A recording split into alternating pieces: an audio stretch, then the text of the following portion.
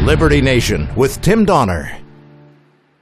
Cives Romani, as the citizens of the Roman Empire were called. But what about the life of the Cives Americana under the banner of the Democrat trifecta? Welcome back to Liberty Nation Radio, production of LibertyNation.com, heard from coast to coast on the Radio American network. I'm Mark Angelides, and I'll be sitting in the host chair for Tim Donner this week.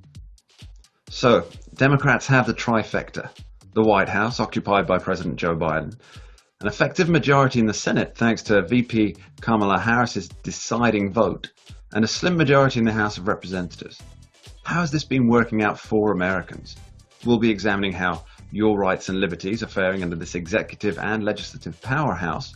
Also, what's happening with the abandoned children at the border, and how much longer can that be a Trump blame game? We're also discussing how justices are for life, not just for Christmas, or for when it's politically expedient. And finally, our panel today will be looking at the great American exodus. Liberty is in a U-Haul. Oregonians want to join the greater Idaho. Blue states are hemorrhaging people, everyone going to Florida, and with New York City now open for business, is there anyone left to actually spend their dollars there? I'm joined today by Scott D. Cosenza, Liberty Nation's legal affairs editor, Graham Noble, our chief political correspondent and in-house satirist, and Mr. Andrew Moran, economics correspondent and general Nostradamus of all things fiscal. Has the Democrat trifecta impacted Americans for better or for worse? Does the average Joe and Jill feel their rights, their liberties, and of course their wallets have fared better now that large swaths of Democrat-led legislation is passed into law? Scott, as a constitutional lawyer, let's start with you. How are liberties in the Democrat empire? Mark, eternal vigilance is the price of liberty because they are under constant assault, and they are currently under constant assault. I would say that whether, pick the hot button issue you want, it's bad news for liberty, with the possible exception of people who are pro-choice would see an expansion of liberty from the Democrats in power, although the Supreme Court just announced they're taking an abortion case that may go the other way and reverse Roe v. Wade, which I'm sure we might talk about later. So the challenges are aplenty. I think that gun control is where the most headlines are going to come from soon. Joe Biden has been animated against the right to keep and bear arms pretty much his entire career, and a leader in trying to restrict the right of law-abiding gun owners to have guns. And Graham, do you feel that Democrats are respecting your rights?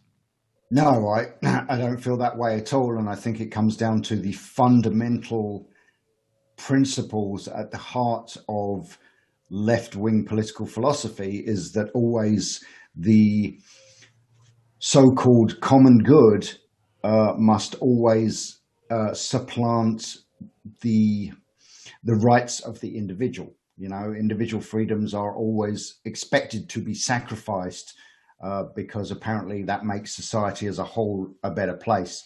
I've never quite understood where the logic in that thinking is, but that is at the heart of left-wing philosophy.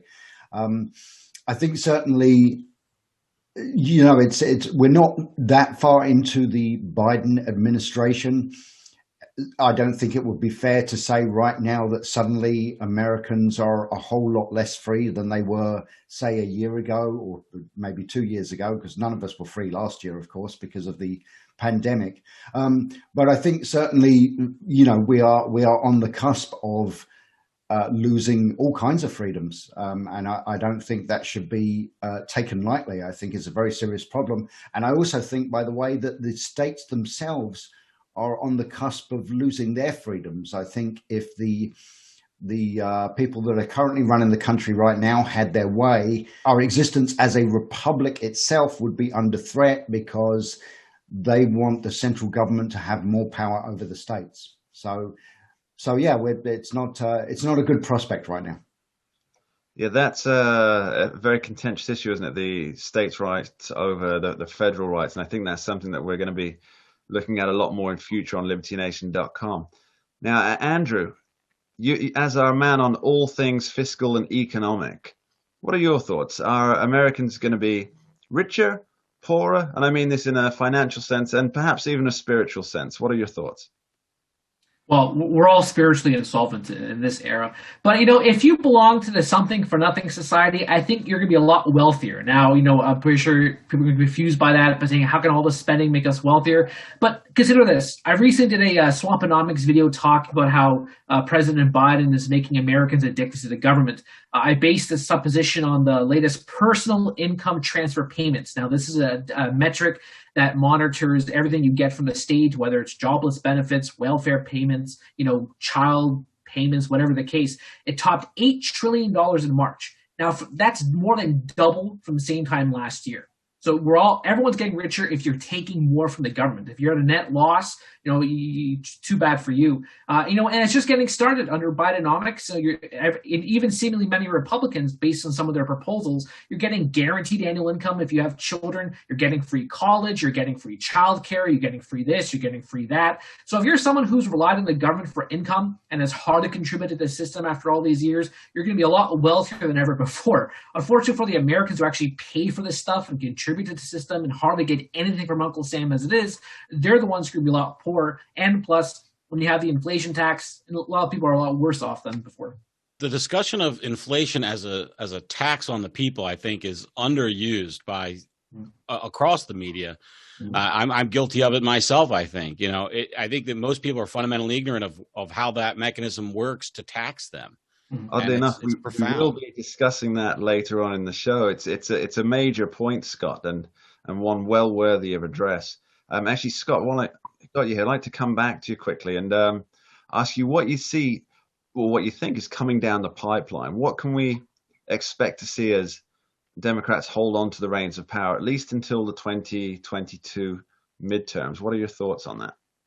Well, they have to try to get everything in that they will not be able to get in if the House goes Republican, which the smart money bet is it will, not because of any particular insight I have, except that that's how our political cycles usually work, is that the party in power loses seats in the midterm elections. In fact, there are political scientists who say that part of the problem is referring to them as the midterm elections.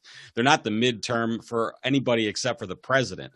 The congressional elections occur every 2 years. So they're just the proper term elections for Congress. So anyway, the Democrats, they have a wish list. They want to get, the maximum amount they can, presumably before the Republicans come in and make that much less likely to be successful. So obviously I pay a lot of attention to gun control issues. For instance, will almost be impossible to get any new gun controls through Congress if there's a Republican House. So the question then becomes, I think, in that area, what's the maximum they can get in terms of whether it be an assault weapons ban or more taxes or the banning of certain types of technology that are used in firearms? Yeah, it's a good point you make there. I think in the last 80 to 100 years, I think that there's only been 3 occasions when the sitting party has increased their House majority. And of course, there's redistricting coming up in light of the recent census. So that really setting the cat among the pigeons, especially I believe it's a major advantage on the redistricting this time. I think it's 184 or 187 redistricting opportunities for the Republicans compared to about 60 or 70 for the Democrats. I think a lot of this will depend on how the economy is going, especially whether Democrats do hold on to any real power during the midterms. And that's really how the economy is going, isn't it? So, Andrew, are we about to see a major issue with inflation, or will it just be that, what do you call it, an ephemeral creature known as transitory inflation, which I thought was a wonderful use of Orwellian-style language? Yeah, it's remarkable. The Federal Reserve, for so long, they were saying inflation's not going to happen. It's not going to be here. And then around January, February, they started saying, well, inflation could be here, but it's transitory. And now, and I think it was last month, the White House said, oh, yeah, the Federal Reserve is right. It is transitory. It's going to be a blip on the radar. But it's silly. Consider this fact. So 1/4 of all U.S. dollars ever printed were created in just the last year. Now that's $4 trillion. It's asinine to think that it's just transitory, like the Fed and the White House keep saying. And what's even more terrifying is that the Biden administration just plans to keep on spending trillions of dollars more with, he has his 2-part infrastructure program, which is just anything is infrastructure, according to the administration. And his plan is to have a corporate tax rate of 25 to 28%. He has a capital gains tax. And what's hilarious is that he plans to pay for all of this in just 15 years. So he has a 7-year spending plan. He plans to pay for it in 15 years. It doesn't make any sense. So your life is getting a lot more expensive under the Biden administration.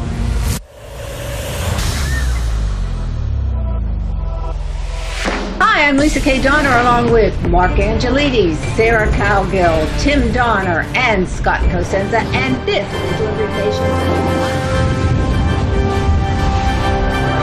Now let's take a look at the LibertyNation.com electoral leaderboard. It's still 238 for Joe Biden. What if stories and legends can offer us the key to unraveling the hottest political issues of the day and apply their lessons to understanding the chaos of modern politics? Impeach 45!